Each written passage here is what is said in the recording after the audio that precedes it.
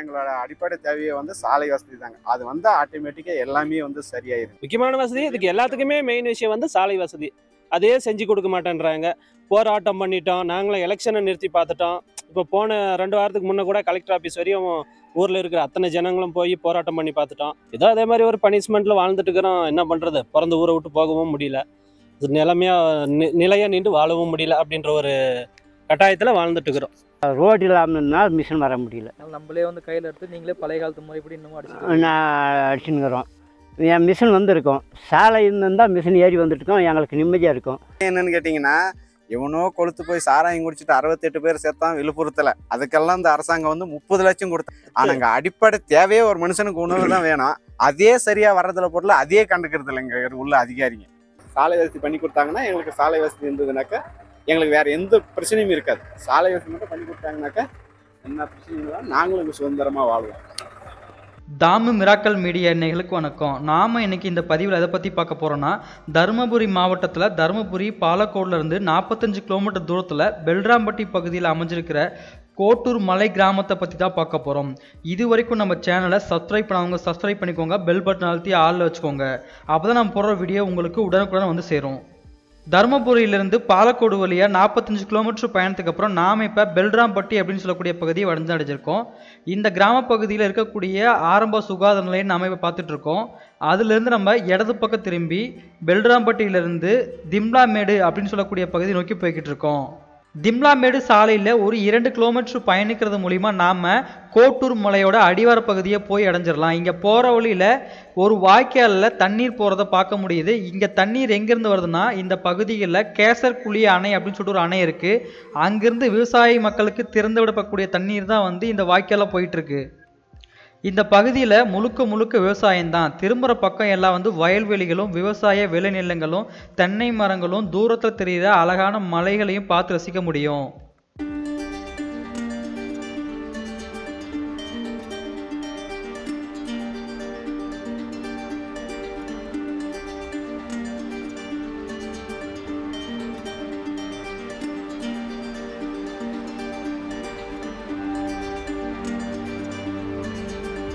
பெல்ராம்பட்டியிலிருந்து திம்லாமேடு போகக்கூடிய சாலையில் ஒரு 2 கிலோமீட்டர் பயணம் செஞ்சோம்னா நமக்கு இங்கே இடது பக்கம் ஒரு சாலை பிரிவு வரும். இந்த சாலை பிரிவில் பிரிஞ்சு போகிறது மூலிமா நம்ம கோட்டூர் மலையோட அடிவாரத்துக்கு போகலாம். வலது மற்றும் இடது பக்கங்களில் அதிகமான நெல் வயல்கள் இருக்கிறதையும் சம்மங்கி பூ இருக்கிறதையும் பார்க்க முடியுது. கொஞ்சம் தூரம் பயணம் செஞ்சு வந்தோம்னா நமக்கு இங்கே தார் சாலை முடிஞ்சிருது. இதுக்கப்புறம் நம்ம மண் சாலையில் தான் பயணிக்க போகிறோம்.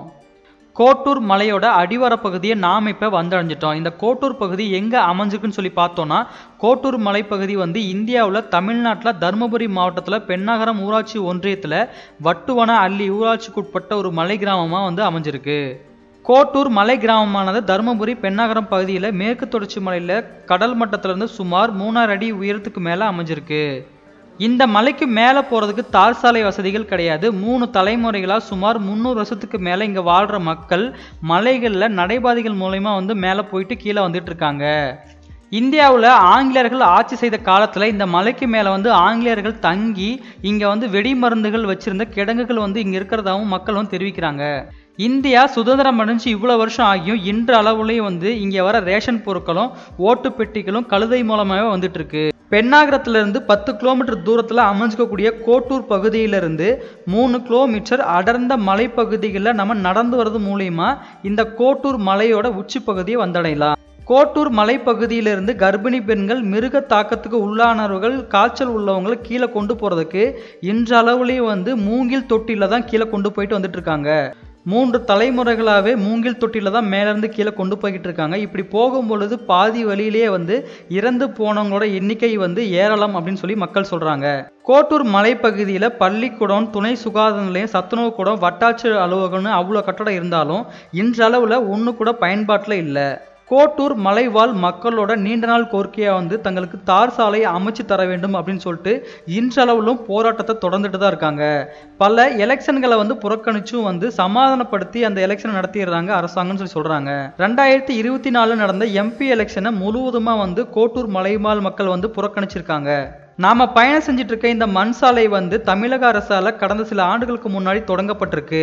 ஆனா பல்வேறு காரணங்களால கைவிடப்பட்ட பிறகு மீதி உள்ள சாலைகளை வந்து இந்த ஊர் மக்கள் தங்களோட சொந்த பணங்கள்ல வச்சு இந்த மண் சாலைகளை வந்து அமைச்சிருக்காங்க. மண் சாலைகள்ல அடிவாரத்துல இருந்து ஒரு 3 கிலோமீட்டர் பயணம் செஞ்சு வந்தோம்னா நமக்கு இங்க பாக்குற வழியில திம்லாமேடு அப்படின்னு சொல்லக்கூடிய பகுதியையும் அங்க அமைஞ்சிருக்கக்கூடிய கேசர்குழி டேம்லையும் முழு அளவுல பார்த்து ரசிக்க முடியுது.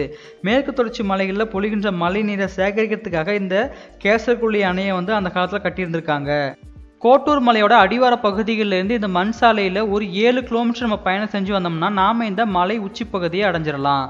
இந்த கோட்டூர் மலை கிராமத்துக்கு தார் சாலை வசதி இல்லாதாலையும் மேல பள்ளிக்கூட வசதி இல்லாதாலையும் இங்க ஊர்ல உள்ள மக்கள்ல 3/4 பேர் வந்து வெளியூர்களில் போய் அங்க தங்கி வேலை பார்த்து வாழ்ந்துட்டு வராங்க.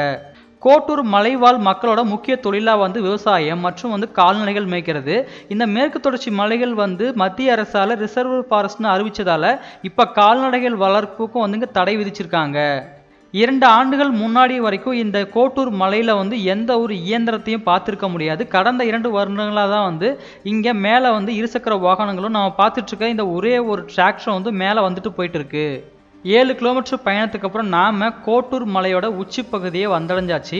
இங்க மலையோட தொடக்கத்துல இங்க மக்கள் நடமாட்டம் கொஞ்சம் அதிகமா இருக்கிறத பார்க்க முடியுது.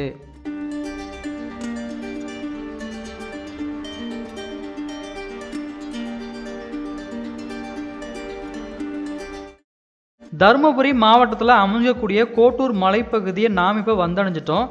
இதுக்கப்புறம் இந்த மலையில வாழ்ற மக்கள் கிட்ட இந்த மலையை பத்தி கேட்டு தெரிஞ்சுக்கலாம் வாங்க.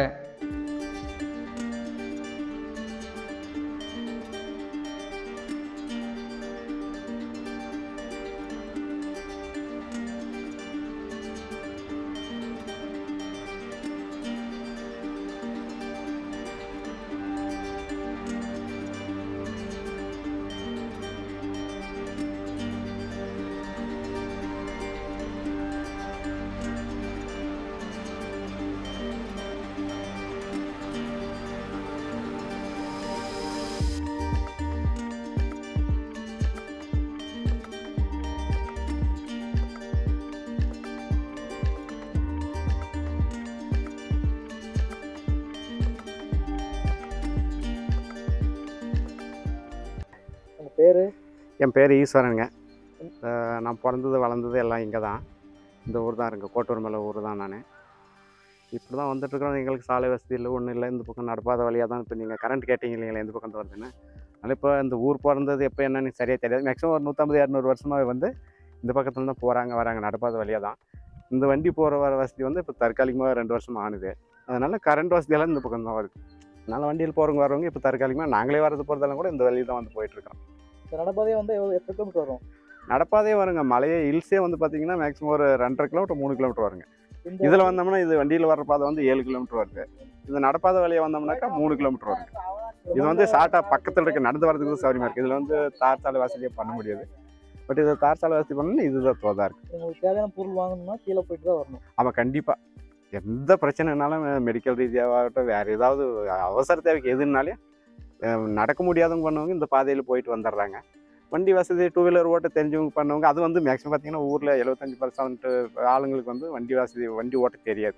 ஏதோ எங்களை மாதிரி இருக்கிறவங்க சின்ன வயசு பசங்க அவங்க வண்டி ஓட்டுறாங்க. அவங்க மட்டும் இந்த வழியில் போயிட்டு இப்படி வந்துடுறாங்க. மேலே ரேஷன் கடைலாம் இருக்கா? ரேஷன் கடை பக்கத்தில் போகிறாங்க இருக்குது. அந்த லைட் கம்பம் தெரியுது பார்த்தீங்களா, இங்கே ரேஷன் கடை. வருமா? இல்லைங்க, அது மேக்ஸிமம் இப்போ கழுத வழியாக தான் வந்துட்டு இருக்கு. இப்போ வரைக்குமே ரேஷன் பொருளால் இப்போ வரைக்குமே கழுத வழியாக தான் வந்துட்டு இருக்கேன்.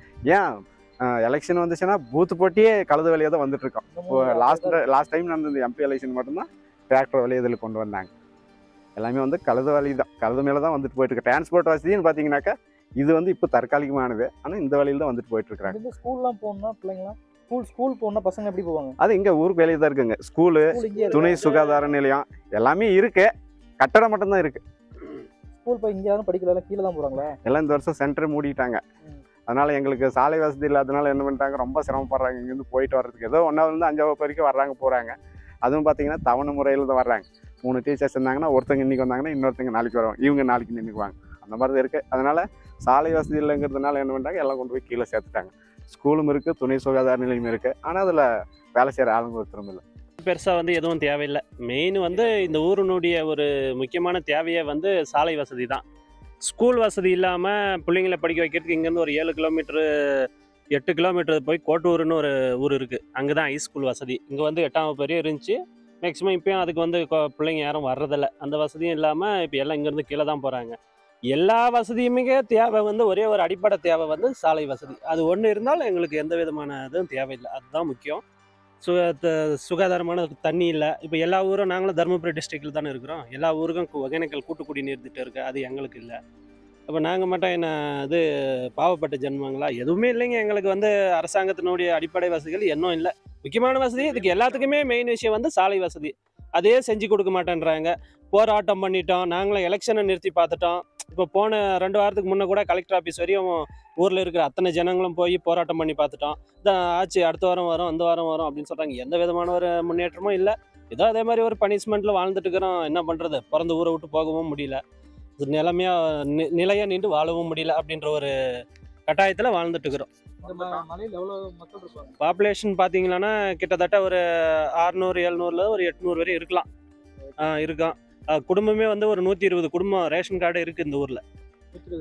ரேஷன் கார்டு 120 இருக்குது. இது ரேஷன் கார்டு கடை இங்கே இருக்க பகுதி நேர கடை தான். அது மாதத்தில் ஒரே நாள் மட்டும்தான் ஃபிக்ஸிங் டைமிங். அந்த டைமிங்க்கு வந்து அரிசி போட்டு போகிறாங்க.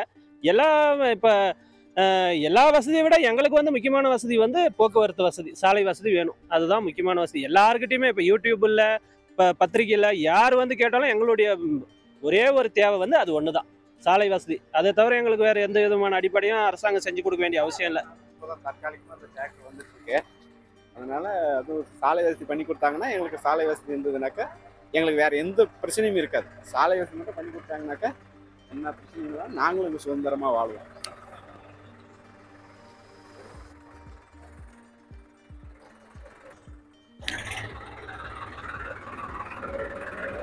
இந்த மலையில் வாழ்ற மக்கள் வந்து வருமானத்துக்கு வந்து என்ன வருமானம் ஒண்ணும் இல்லைங்க. அதனாலதான் வருமானம் வேலை தேடி வேற ஊருக்கு போனாதான் கூலி தான். விவசாயம் பண்றோம், அது மானாவாரி விவசாயம் தான். வருஷத்துக்கு அது வானம் பார்த்த பூமி தான். நம்ம நினைச்ச மாதிரி வருஷத்துக்கு 2 போகம் 3 போகம் எதுவும் பண்ண முடியாது. வானம் பார்த்த பூமி தான், ஒரு போகம் வெள்ளாம தான். அதுவும் இந்த வருஷம் இந்த இப்போ அந்த வந்த பென்சில் கோயிலில் பூரம் போயிடுச்சு, சுத்தம் சோழி. அது வந்து எடுக்க முடியாது. அதுக்குமே வந்து இன்னும் ஒரு விஓஓ வந்து பார்க்கல, எந்த அதிகாரிகளும் அதுக்கு வந்து என்ன ஏது இந்த மாதிரி ஒரு ஊர் இருக்குது இந்த வில்லேஜ்லன்ட்டு வந்து இன்ன வரை எவரும் பார்த்து தான் இல்லை. அந்த அப்புறம் வாஷ் அவுட் க்ளோஸ் விவசாயம் எல்லாம் ஏதோ வாழ்ந்துட்டு இருக்கிறோம். ஆடு மாடு. இன்னொரு விஷயம் என்னன்னு கேட்டீங்கன்னா, இவனோ கொளுத்து போய் சாராயம் குடிச்சிட்டு 68 பேர் சேர்த்தான் விழுப்புரத்துல. அதுக்கெல்லாம் இந்த அரசாங்கம் வந்து 30 லட்சம் கொடுத்தாங்க ஒரு தலைக்கு. ஆனாங்க அடிப்படை தேவையே ஒரு மனுஷனுக்கு உணவு தான் வேணும். அதே சரியா வர்றதுல பொருள் அதே கண்டுக்கிறது இல்லைங்க உள்ள அதிகாரிங்க. அதுதான் மெயின் விஷயம். என்னன்னு கேட்டீங்கன்னா, எங்களோட தேவை இந்த சாலை வசதி பண்ணி வேலைன்னு பாத்தீங்கன்னா இன்ன வரையும் பெரியவங்க வாழ்ந்தாங்க. கிட்டத்தட்ட ஒரு 300 வருஷமா இருக்குன்னு சொல்றாங்க. நம்ம மட்டும் என்ன தெரியுமா, 300 வருஷத்துக்கு முன்னே இருந்தவங்கன்னு சொல்றாங்க. இப்போ ஆளுக்கு எங்க தாத்தா சொன்னாரு, எங்க தாத்தா எங்க அப்பாவுக்கு சொல்லிட்டு போனாரு, எங்க அப்பா எனக்கு சொன்னாரு. நாங்க கிட்டத்தட்ட ஒரு 300 வருஷமா இங்க இருக்கிறோம் அப்படின்ற மாதிரியே. அப்ப இருந்தவங்க ஏதோ ஆடு மாடு மேய்ச்சிட்டா விவசாயம் பண்ணிட்டா வாழ்ந்து முடிச்சுட்டாங்க. அவங்களுடைய தேவைக்கு அது இங்கே பூர்த்தி பண்ணிட்டாங்க. இப்ப இருக்கிற விலைவாசிக்கு வந்து அதெல்லாம் பண்ண முடியாதுன்றதுனால என்ன பண்ணிட்டாங்க, இன்னைக்கு இருக்கிற ஜெனரேஷனுக்கு வந்து இளம் தலைமுறைகள் எல்லாம் பூராமே கீழே இறங்கிட்டாங்க. ஊரை விட்டு ஏதோ கூலிக்கு வேலைக்கு போறாங்க. மெட்ராஸ்ல இருக்காங்க பசங்க எல்லாம். அந்த சிமெண்ட் வேலை, கார வேலை, கொத்தனார் அந்த வேலை மாதிரி வேலை தான் செஞ்சுக்கிறாங்க. யாரும் கம்பெனிலயோ இல்லை பெருசா ஒரு கவர்மெண்ட் ஜாப்லயோ எம்ப்ளாயி யாரும் இல்லை. ஏதோ கூலி வேலை செஞ்சுட்டு குடும்பம் நடத்திட்டு இருக்கோம், அவ்வளவுதான். அப்ப அந்த சூழ்நிலை தான் இருக்கு.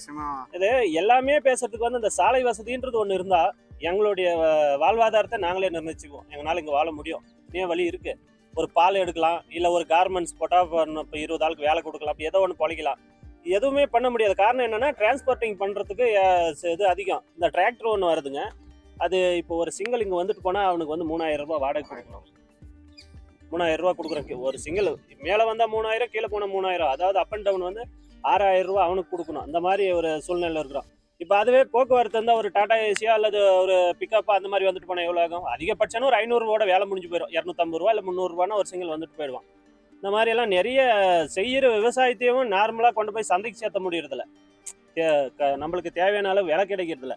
காரணம் என்னன்னா, இவங்க வாடகையே அதிகமாக எடுத்துடுறாங்க. இந்த மாதிரி ஒரு சூழ்நிலை சாலை வசதி அந்த நிலவரத்துல இருக்கு. மேக்ஸிமம் பார்த்தீங்கன்னா 10 நிமிஷம் டிராவல் பண்ண அந்த ஊருக்கு வந்து சேர்ந்துடலாம். ஆனா அந்த டிராக்டர் வந்து சேர்றதுக்கு 1.5 hour ஆகுது. 1.5 hour ஆகுது. அவனை கேட்டா டீசல் அந்த அப்படிங்கும்போது அளவுக்கு டீசல் ஆகுதுங்க, நாங்க அடிக்குது, என்னங்க நேரத்துல பண்றது வர அப்படின்றான். முடியல, பண்ண முடியல. இப்ப அதை விட்டாலும் இங்க வாழ்றதுக்கு வேற வழி இல்ல. பாருங்க, இப்ப வீடு எல்லாம் பூரா பழுதடைஞ்சிருச்சு, அந்த வீடு கட்டணும். அதை கொஞ்சம் ஏதாவது பண்ணிக்கலாம், சீரமைப்பு பண்ணிக்கலாம்னா அவங்க கிட்ட தான் போய் கிஞ்சி ஆகணும். சிமெண்ட், மணல், கல் வரணும்னா அந்த டிராக்டர்காரர்கிட்ட தான் வாங்கி ஆகணும். வேற எதுவும் வழி இல்லை. அந்த மாதிரி சூழ்நிலையில் தான் இருக்குங்க. இதுதாங்க எங்க ஊரினுடைய நிலைமை. அண்ணனா தாத்தா அவங்க தாத்தா காலத்துல இருந்து வாழ்ந்துட்டு தான் இருக்கிறாங்க. அப்பெல்லாம் கூட அந்த காட்டு மிருகத்தினுடைய நடமாட்டம் கம்மியா இருந்தது. எப்படி என்னன்னு சொல்ல முடியும், அதிகமா இல்லையோ இல்லை இப்போதான் அதிகமாயிடுச்சுன்னு சொல்ல முடியாது. பட் ஆனா இப்போ காட்டு மிருகத்தினுடைய அச்சம் வந்து அதிகமாகி போச்சு. இப்போ கிட்டத்தட்ட இப்போ ரீசெண்டாக ஒரு 5 வருஷத்துல இருந்து இந்த காட்டு மிருகத்தினுடைய தொந்தரவு வந்து மேக்ஸிமம் முன்னெல்லாம் இல்லை. காட்டு யானைங்க பயங்கரமா ரீசெண்டாக இந்த ஒரு 5-6 வருஷத்துக்கு இந்த பக்கம் தான் எக்கச்சக்கமான ப்ராப்ளம். விவசாயம் எடுக்க முடியறதில்ல. அதிகமா விளைஞ்சிருச்சுன்னா தானியத்தை கொண்டு போய் கீழே சேர்க்க முடியறதில்ல. அப்படிங்கும்போது என்னது, அதனுடைய டிரான்ஸ்போர்ட் செலவே வந்து பார்த்தீங்கன்னா தானியத்தினுடைய விலையை விட 2 மடங்கு அதிகமாக இருக்கும். அதுதான் பெரிய என்ன பண்றாங்க. இப்போ எக்ஸாம்பிள் பாத்தீங்கன்னா, ஒரு மூட்டை வந்து 20 வெள்ளம் கொண்டு ஒரு மூட்டையோட வந்து ரேட் வந்து 2000 ரூபா போட்டாங்களா, இப்போ இவனுக்கே 2500 ரூபா கொடுக்கணுமே. அது என்ன அதில் நம்மளுக்கு மிச்சம் ஆகும்? ரேட்டே வந்து 2000 ரூபா தான். ஆனால் வாடகை வந்து பார்த்தீங்கன்னா 2000 ரூபா 2500 ரூபா கிட்ட வந்து அந்த சூழ்நிலையில தாங்க இருக்கு. 10 மூட்டை வாங்கி மோஸ் பண்ணிச்சு அவனுக்கு கொடுக்குற பண்ணுறது இந்த கட்டடம் கட்டுறதுக்கு வீடு 3500 ரூபாய் பண்ணியிருக்கிறாங்க. பட் பார்த்தீங்கன்னா ஒரு 500 ரூபா கொடுத்தா டாடா ஏசியில் கொண்டு சிமெண்ட் மூட்டை ஊற்றி இறக்கிட்டு போயிடுவாங்க வாடகைக்கு. ஆனால் 3000 ரூபா கொடுத்து எடுத்துருவோம். அப்போ அதை விட 5 மடங்கு அதிகமாக கொடுத்துருக்கோம் அதுக்கு நாங்கள் வாடகை. அப்படிங்கும்போது என்ன ஆகுது, எங்களுடைய ஏதோ இங்கே உருட்டு பிரட்டி ஏதோ 10-5 சம்பாதிக்கிறது வந்து அந்த வாடகைக்கு எல்லாத்தையும் கொடுத்துட்றோம். அப்போ மனுஷனுடைய இந்த அரசாங்கம் வீடு கொடுத்துட்டாங்க, அது ஒர்க் ஆர்டர் வந்துருச்சு, வீடு கட்டிதாங்கன்னு, இல்லைன்னா பெனால்ட்டி போட்டுருவோம், நம்மள இது பண்றாங்க. இப்போ என்னாச்சு, இந்த ஜல்லி, மணல், சிமெண்ட், கட்டுமான பொருட்கள் எல்லாம் என்ன பண்ணாங்க, பூரா எக்ஸ்ட்ரா விலை ஏற்றிட்டாங்க. அரசாங்கமே ஏற்றிடுச்சு. நாம இப்போ கொடுக்குறதே நம்மளுக்கு வந்து டபுள் சார்ஜ் ஆகும். விலை ஏற்றத்தினால போட்டு கொண்டு வர முடியாமல் பண்ண முடியாமல் பாதியிலே நிற்கிது. கொடுக்குற வாடகை பாதி ஒதுக்குற பண்டிலே வாடகைக்கு போயிடுச்சு. நான் அப்புறம் எந்த பொருளாதாரத்தை வச்சு அவங்க வீடு கட்டுவாங்க. அதனால் டிரான்ஸ்போர்ட் வசதிக்கே பாதியாக போயிடுது. இதனால தான் எங்களுக்கு வந்து அதான் வாழ்வாதாரத்தை நிர்ணயிக்கிறது அந்த சாலை வசதி ஒன்று தான். நாங்கள் இங்கே இருக்கு, இனிமேலும் இருக்கணுமா வேணாமான்றது அந்த அரசாங்கத்து கையில். அவங்க ஏதாவது எங்களுக்கு ஒரு ஹெல்ப் பண்ணாங்களான்னா நல்லாயிருக்கும் இந்த சாலை வசதிக்காக. ஆனால் கண்டிப்பாக இந்த வர்ற எலெக்ஷனில் வந்து அதுக்கு ஒரு வீடியோ கால் தெரியுங்க. அரசாங்கமும் வேண்டாம், அத்தியாவசிய தேவையே இல்லைங்கிறப்போ அப்புறம் அரசாங்கம் நம்மளுக்கு எதுக்கு இருந்தது. நான் படித்து இது பண்ண ஸ்கூல் வந்து இந்த ஸ்கூல், அந்த பக்கம் சமையல் கூடம், இதுதாங்க துணை சுகாதார நிலையம். வாரத்தில் ஒரு நாள் மட்டும்தான் இது ரேஷன் கடைக்கு வராங்க. இதுக்கு சுத்தமாகவே இல்லையா? ஒன்றுமே இல்லைங்க. எந்த அதிகாரியுமா விஏ குவார்டர்ஸை பாருங்கள் எப்படி இருக்குன்னு. கிராம நிர்வாக அலுவலகம் ஒன்றுமே யாருமே வர்றதில்லைங்கிற போது என்ன பண்ணுது, ஏதோ ஜனங்க இருக்கிறத யூஸ் பண்ணுறாங்கன்றதை விட உபயோகமே இல்லையே. இதுதாங்க இப்போ இந்த புல் அது அதிகமாக ஏறி இருக்கிறதுனால தடம் மூடி இருக்கு. ஆனால் பார்த்தீங்கன்னா இதுதான் இப்போ 250-300 வருஷமாக எங்கள் கோட்டூர் மலை மக்களுடைய நடப்பாதை. எங்களுக்கு இந்த கோட்டூர் மலைக்கு வரணும்னா பாதை இதுதான். இங்கே தண்ணி வந்து உங்களுக்கு எப்படி தண்ணி வந்து எது இல்லை இருக்குங்க, பஞ்சாயத்து கிணறு பாருங்க, ஓவர் டேங்க் இருக்குது மேலே. அந்த டேங்க் நீங்கள் வந்தீங்க இல்லைங்களா, முதல்ல வந்து உள்ளே என்ட்ரானீங்களா, அந்த இடத்துல வந்து பார்த்தீங்கன்னா ரைட் சைடில் டேங்க் இருக்குது. டேங்க் வந்து எத்தனை வருஷமா இங்கே இருக்குது, எப்போ பண்ணி கொடுத்தாங்க? அது தெரிஞ்சு கிட்டத்தட்ட ஒரு 10-12 வருஷமா இருக்குது. தண்ணி பிரச்சனை இல்லை, இந்த தண்ணி மாதிரி பிரச்சனை இல்லை. தண்ணி பிரச்சனை மாசத்துலலாம் காய்ச்சல் காத்துலயும் தண்ணி வந்துட்டே இருக்குமா? ஓரளவுக்கு பரவாயில்லைங்க. அதனால கிணத்துக்கு இந்த கிணறு தான் வந்து கிணறு, பஞ்சாயத்து கிணறு பக்கத்தில் பாருங்க, மோட்டர் ரூம் ஒன்று இருக்குது. இந்த ஒரு கிணறு தான் இருக்கா? ஆமாம், அது ஒரு கிணறு தான். இந்த ஊரே மொத்தம் ஒரு கிணறு தான். இதை வச்சு தான் குடி தண்ணி வந்து அதுதான். அதை வச்சு அதுக்கு ஏதாவது ப்ராப்ளம், மோட்டர் கெட்டு போயிடுச்சுன்னா வார கணக்கில் இங்கே குடி தண்ணி கூட இருக்காது. அந்த டைம்ல என்ன பண்ணுவீங்க? அது என்ன பண்ணுவாங்கன்னா, ஒன்றுமே இல்லை, என்ன பண்ணுவாங்க, எங்கேயே கிடைக்கிற பக்கம் 4 பக்கம் ஓடையில் அங்கங்கே எடுத்துகிட்டு வந்து குடிப்பாங்க. அதை ரெடி பண்ணி அதுவும் இங்கே உள்ள ஆளுங்களே சமந்துட்டு போய் கீழே ரெடி பண்ணி கொண்டு வந்து மறுபடியும் மாட்டினா தான் இங்கே உள்ள ஜனத்துங்களுக்கு வந்து குடி தண்ணி. இங்கே என்ன மாதிரியான பயிரெலாம் வந்து விவசாயம் பண்ணுறீங்க நீங்கள்? அதிகமாக மானாவாரி விவசாயம் தாங்க. அதிகமாக பார்த்தீங்கன்னா ராகி, அப்புறம் இந்த சாமைன்னு சொல்லுவாங்க, இந்த பிஸ்கட்டெல்லாம் தயாரிக்கிறாங்க பார்த்தீங்களா, அந்த சாமை போடுவாங்க. அப்புறம் இந்த அவரை, அப்புறம் ஆமனுக்கு, அப்புறம் இந்த வேர்க்கடலை, அப்புறம் ப்ளஸ்ஸு நெல் 1-2 போட்டிருக்காங்க பாருங்கள். நெல்லுக்கு எப்படி தண்ணி உங்களுக்கு அந்த அளவுக்கு தண்ணி பத்துமா?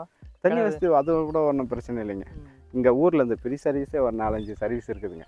கரண்ட் மோட்டர் ஃப்ரீ சர்வீஸ் கொடுத்தாங்க பார்த்தீங்களா அரசாங்கத்தில், அந்த மாதிரி ஃப்ரீ சர்வீஸே இருக்குதுங்க. போர்லாம் போட்டிருக்கீங்களா அந்த ஊரில்? போர்லாம் போரெல்லாம் யூஸ் இல்லாமல் அந்த தென்னை மரத்துக்கு தெரியுது பார்த்தீங்களா, ஒரு பைப்பு சிங்களா அடி பைப்பு. ஆமாம் ஆமாம், அந்த பைப் அதெல்லாம் இங்கே பார்த்தீங்கன்னாக்கா நான் சின்ன பையனாக இந்த ஸ்கூலில் படிச்சுட்டு இருக்கும்போது போட்டுதுங்க. அதெல்லாம் யூஸே இல்லை, போட்டிருக்காங்க இங்கே மேலே வந்து. அது நடப்பதில் இப்படி எங்கள் ஊர் ஜனங்க தூக்கிட்டு வந்து கொடுத்தாங்க எல்லாமே. கீழே இருந்து தலையில் தூக்கிட்டு வந்து கொடுத்து போட்டாங்க. அங்கே ஒரு போர், அப்புறம் ஊரில் அந்த பக்கம் நீங்கள் வர்ற வழியில் ஒரு இடத்துல ஒரு போர் போட்டாங்க. போர் இருக்குது. இப்போ இந்த டேங்க் யூஸ் ஆனது என்னாச்சு, இதில் தண்ணி பிடிக்கவும் இப்போ அது யூஸ் இல்லாமல் போயிடுச்சு. நல்லா எப்பயுமே அந்த போதும். போர் சரி பண்ண தண்ணி இருக்காது. கண்டிப்பாக 100% கண்டிப்பாக தண்ணி வரும் சரி பண்ணா. இதுக்கு முன்னாடியெல்லாம் பார்த்தீங்கன்னா எத்தனையோ பேர் பாய்சன் சாப்பிட்டு எடுத்துகிட்டு போய் நடுவழியில் இறந்து போயிருக்கிறாங்க, பாம்பு கடிச்சு இறந்து போயிருக்கிறாங்க, உடம்பு முடியாமல் தூக்கிட்டு போய் நடுவழியிலேயே அடிபட்டு இறந்து போயிருக்கிறாங்க. எனக்கு தெரிஞ்சு 100கணக்கான பேர். இதுக்கு முன்னே வாழ்ந்த வயசானவங்க அவங்க தாத்தா காலத்துலேருந்து எத்தனை பேர் இறந்து போயிருப்பாங்க. நல்ல சுத்தமான சாப்பாடு. இவ்வளோ ஏங்க எங்கள் விவசாயத்துங்களுக்கெல்லாம் மருந்துன்னா என்னன்னு தெரியாது, ஃபுல்லாக வந்து பூச்சிக்கொல்லி மருந்துன்னா என்னன்னே தெரியாது எங்கள் விவசாயத்துக்கு.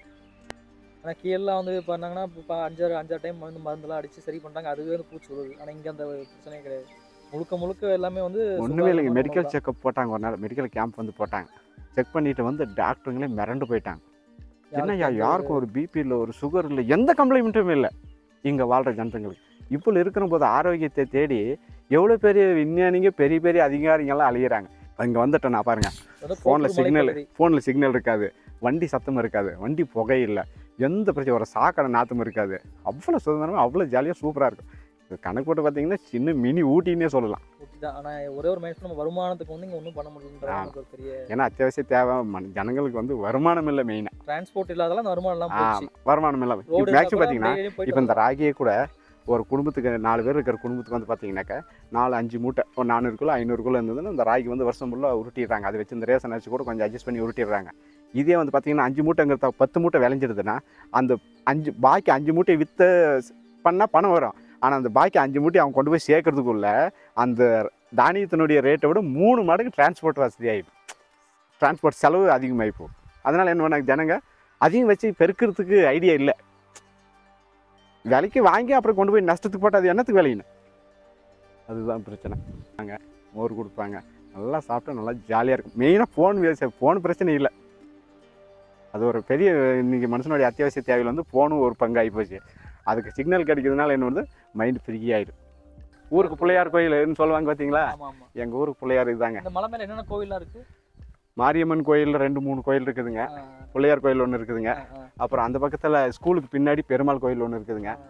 அப்புறம் அங்கே பார்த்தீங்கன்னா இந்த நடவழி பாதையில் வந்து பார்த்தீங்கன்னா முன்னாடி கொல்லிமாரியம்மன் ஒரு கோயில் தெரியுது பார்த்தீங்களா, கட்டடம், அந்த கோயில் ஒன்று இருக்குது. இந்த வழியில் போனோம்னா முனியப்ப சாமி ஒன்று இருக்குதுங்க.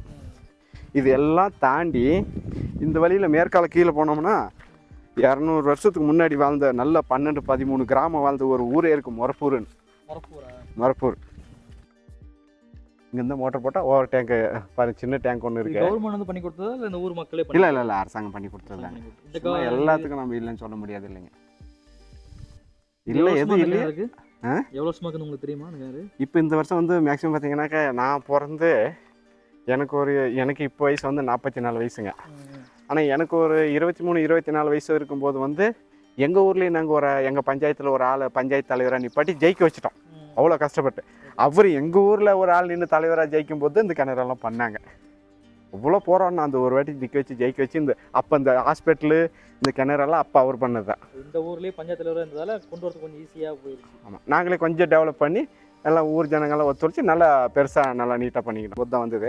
அதுக்கு முன்னே இந்த 2 லைன் மட்டும்தான் இருந்தது, சிங்கிள் பீஸ். நல்லா பிறந்து வரவங்க சிங்கிள் பீஸ் அதுதான் இருந்தது. இந்த பெரிய சர்வீஸ் கொடுத்தாங்க, 5-6 சர்வீஸ் கொடுத்தாங்க. அப்போ தான் இந்த 4 லைன் பண்ணாங்க. அதுக்கப்புறம் தான் அந்த ரீசனை அந்த டைமில் தான் இந்த கிணறும் பண்ணாங்க.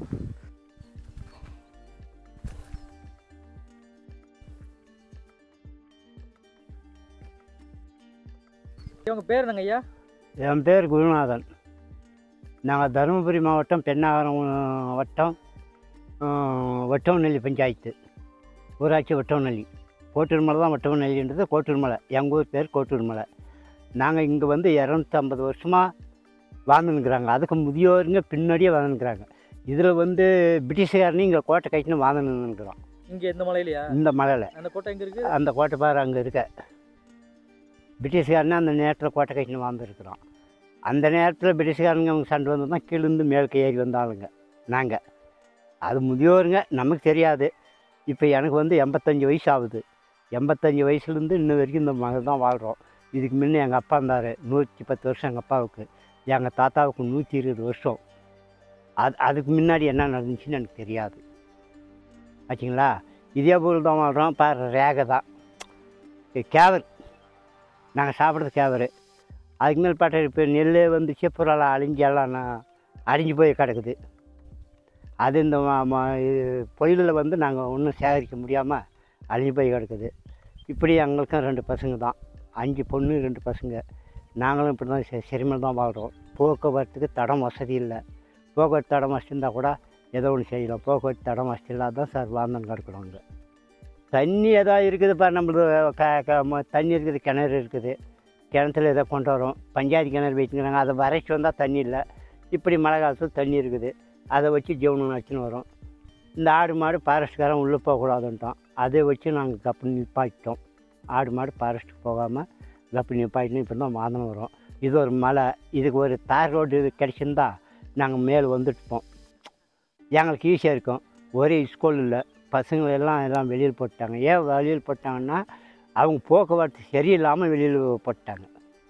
இன்றைக்கி வந்து பிடிஓ வந்து கேட்குறாரு, கலெக்டர் வந்து கேட்குறாரு, பசங்களாம் நீங்கள் என்ன பண்ணுறதுன்னா, நாங்கள் போக்குவரத்து இருந்தால் பசங்க வருவாங்க, வாத்தியார் வருவாங்க. 12 மணிக்கு வாத்தியார் வராரு, அவர் இந்த யான் கட்டல் 2 மணிக்கு வீட்டுக்கு ஓடிடுறாரு. இன்னும் என்ன பண்ணுவாங்க அவங்க? அதனால் ஸ்கூலும் இங்கே பசங்களாம் இல்லை.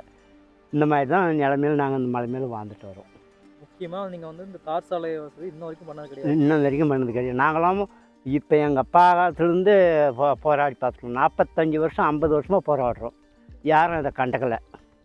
முக்கிய தேவை வந்து ரோடு தான். அதை ஃபாரஸ்ட் கீழே போயிட்டு வரதுக்கு இந்த வழி, இந்த வழியா நடப்பாதையா? நடப்பாதை. அதில் தான் வந்து நீங்கள் எல்லாத்துக்கும் கீழே போகணும், மேலே நல்லா பூரா கலது மேலே தான் போகணும், கலது மேலே தான் வரணும். இன்றைக்கி திடீர்னு ஒரு கஷ்டம் வந்துச்சுன்னா யானை கட்டி தான் தூக்கிட்டு போகணும்.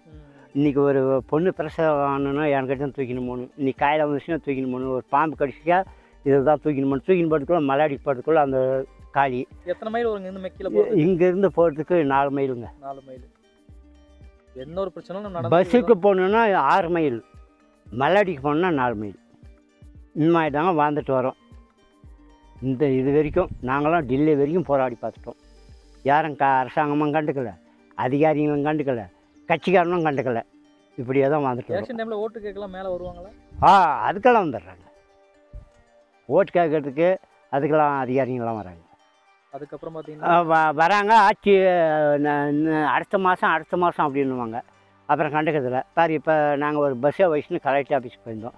அடுத்த மாதத்தில் என்னன்னு நாங்கள் உங்களுக்கு சொல்கிறோம், கண்டிப்பாக அது வேலையை முடிச்சிடுவான்னு அந்த அம்மா கலெக்டர்மா. இன்ன வரைக்கும் அதை கண்டுக்கலை. இப்போ ஒரு மாதம் ஆகிப்போச்சு, ஒரு மாதத்துக்கு மேலே ஆகுது. திருப்பி இப்போ சாலை மறியலுக்கு நாங்கள் கண்டிப்பாக வரோன்னு சொல்லிட்டு வந்துட்டோம். அந்த எங்களுடைய கிட்ட ஆதாரம் வந்து சகலமாக கொடுத்துட்டோம். சக்கரை கார்டு ஆதாரத்துலேருந்து கொடுத்தோம். இல்லைப்பா வேணாம், நீங்கள் எடுத்துகிட்டு போங்க, நான் அதை பார்த்துக்கிறேன், கண்டிப்பாக முடிஞ்சிடும் அப்படின்னு சொன்ன மாதிரி. இன்ன வரைக்கும் அது கண்டுக்கலை. அப்படி தாங்க வாழ்ந்துட்டு வரோங்க. இங்கே வாழ்கிறதே பெரிய சிரமம் எங்களுக்கு. ரோடு இல்லாமல்னால மிஷின் வர முடியல. நம்மளே வந்து கையில் எடுத்து நீங்களே பழைய காலத்து முறை இப்படி இன்னமும் அடிச்சுன்னுக்கிறோம். என் மிஷின் வந்துருக்கோம். சாலை இருந்தால் மிஷின் ஏறி வந்துட்டுருக்கோம். எங்களுக்கு நிம்மதியாக இருக்கும். பாரு இப்படி தான் ஆளும் கிடைக்கிறதுங்க, கூலி ஆளுங்களும் கிடைக்கிறதில்ல. ஏதோ நாங்களே ஒரு சில இருக்கிறது 2 ஆளாக இருக்கிறது அடிக்கிறது இப்படி தான் இருக்கிறோம். இப்போ மிஷின் வந்திருந்தால் எங்களுக்கு பிரச்சனையே இல்லை. மிஷின் வர்றதுக்கு வழி இல்லை. இந்த மத்திய அரசுலேருந்து அந்த ஏரி வேலைன்னு சொல்லி சொல்கிறாங்களா, அதெல்லாம் இங்கே உண்டா? அது செய்கிறானுங்க. இங்கே உண்டு. அதெல்லாம் காசு வருதா? அது என்னன்னு தெரியாதுங்க, நான் போகல. ஆனால் இங்கே வந்து இந்த ஊர் மக்கள் வந்து இந்த ஊரில் மேலேயே செஞ்சுட்டு இருக்காங்க. மேலே செஞ்சு இல்லை மேலேருந்து கீழே போகிறாங்களா? இல்லை கீழே போடுறது. மேலேயே உள்ள இடத்துல வந்து மேலையோட சரி, கீழேலாம் போடுறதில்ல. முக்கியமாக அந்த விவசாயம் பண்ணுற மட்டும் தான் இங்கே. ஆமாம், இல்லாதவங்கெல்லாம் வெளியில் அவங்கவுங்க ஊரை தேடி. ஆமாம். பிள்ளைங்கள படிக்க வைக்கிறதுக்கு அங்கங்கே போயிட்டானுங்க. போய் ரூம் எடுக்க வேண்டிய அவங்க கூலி செய்ய வேண்டிய அந்த பிள்ளைங்கள படிக்க வைக்கணும். எல்லா இடத்துலையும் பிள்ளைங்கள படிக்க வைக்கணும், கூலி செய்யணும். அவங்கவுங்க ரூம் எடுத்துன்னு 5000 10,000 ரூம் எடுத்துன்னு அந்த பிள்ளைங்கள பாதுகாக்கிறாங்க. எங்களுக்கு விவசாயம் முக்கியம், எங்கள் பிள்ளைங்க தான் முக்கியம்னு போயிட்டாங்க. ஏன் இல்லையான ஸ்கூல் ஏன் போகுது? சாலை வச்சுருந்தா எந்த பிள்ளைங்களும் போகாது. கிடைக்க வேண்டியதெல்லாம் மேலேயே கிடைக்கும். கிடைக்கும். அந்த அம்மா தான் சொல்லிச்சோம், நாங்கள் சித்திரை இந்த லீவ் விட்டாததுலேருந்து பிள்ளைங்களாம் ரொம்ப உள்ளே சேர்த்துன்னு எந்த ஸ்கூல்லையும் நாங்கள் சேர்த்ததில்ல, நாங்கள் பள்ளிக்கூடம் நடத்தி ஆகணும், அந்த பிள்ளைங்களுக்கெல்லாம் பூரா எல்லாமே மேலே தான் ஏற்றணும், எந்த ஸ்கூல்லையும் நாங்கள் சேர்த்த மாட்டோம் அப்படின்னு சொல்லியிருக்குதான். அது என்ன நடக்குதுன்னு நமக்கு தெரியாது.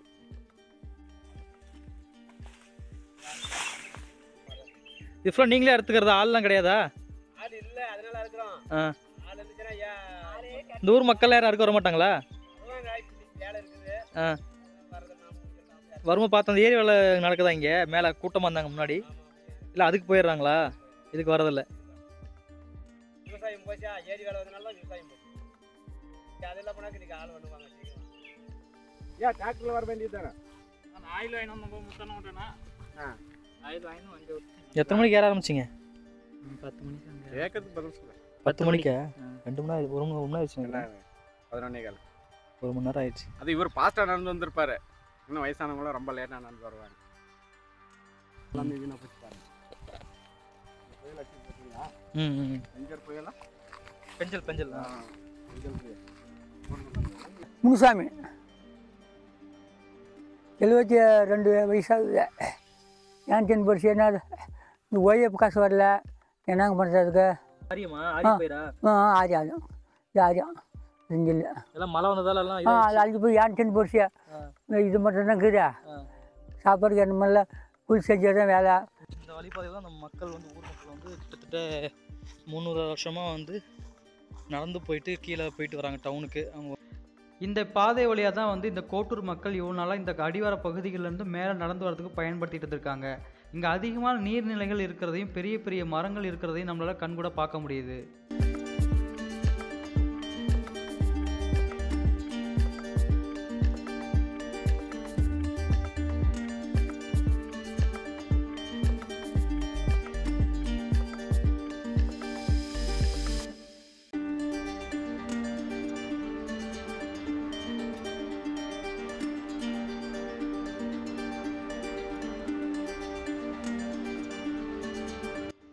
மேற்கு தொடர்ச்சி மலையில் அமைஞ்சிருக்கக்கூடிய இந்த கோட்டூர் மலைப்பகுதியை மத்திய அரசாங்கத்தில் ரிசர்வ் ஃபாரஸ்ட் சொல்லி அறிவிச்சிருக்கிறதால இங்கே முறையான வந்து அனுமதி கிடைக்காதால தார் சாலைகள் வந்து முடக்கி வைக்கப்பட்டதாக வந்து சிலர் தெரிவிக்கிறாங்க.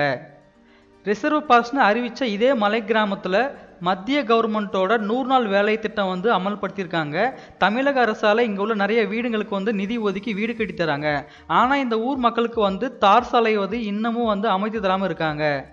இங்கே உள்ள ஊர் மக்கள் வந்து இந்தியாவுக்கும் சுதந்திரம் கிடைச்சி இத்தனை வருஷம் ஆகியும் எங்களுக்கு இன்னமும் வந்து சுதந்திரம் கிடைக்கல அப்படின்னு சொல்லி தெரிவிக்கிறாங்க.